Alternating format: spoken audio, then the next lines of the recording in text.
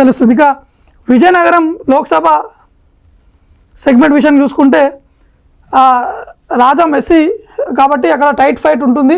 TDP YCP మధ్య tight fight, కానీ చివరికి వచ్చేసరికి టీడీపీ గెలిచేటువంటి అవకాశాలు ఉన్నట్టు కూడా తెలుస్తుంది.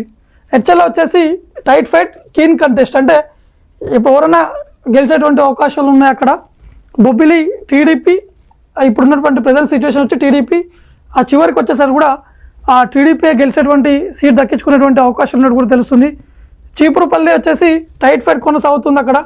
ప్రస్తుతం ఉన్నటువంటి పరిస్థితులు, ప్రస్తుతం ఉన్నటువంటి సిచ్యువేషన్ నేపథ్యంలో అక్కడ ఇద్దరి మధ్య పోటాపోటీగా ప్రస్తుతం కొనసాగుతుంది. కానీ చివరికి వచ్చేసరికి వైఎస్ఆర్సీపీ ఆ సీటుని కూడా దక్కించుకునేటువంటి అవకాశాలు ఉన్నట్టు కూడా తెలుస్తుంది. విజయనగరం విషయానికి వస్తే విజయనగరంలో టైట్ ఫైట్ కొనసాగుతుంది. టీడీపీ సీట్ దక్కించుకునేటువంటి అవకాశాలను కూడా తెలుస్తుంది.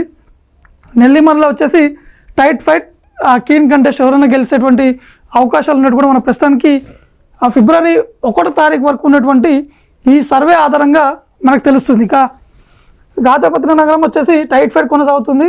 చివరికి వచ్చేసరికి వైసీపీ దక్కించుకునేటువంటి అవకాశాలు ఉన్నట్టు కూడా తెలుస్తుంది. ఇక ఈ మొత్తం ఓవరాల్గా విజయనగరం లోక్సభ కాన్స్టిట్యున్సీ సంబంధించినటువంటి విషయం చూసుకుంటే మాత్రం ఇటు వైసీపీ 2 నుంచి 3 స్థానాల్లో గెలిచేటువంటి అవకాశాలు ఉన్నాయి.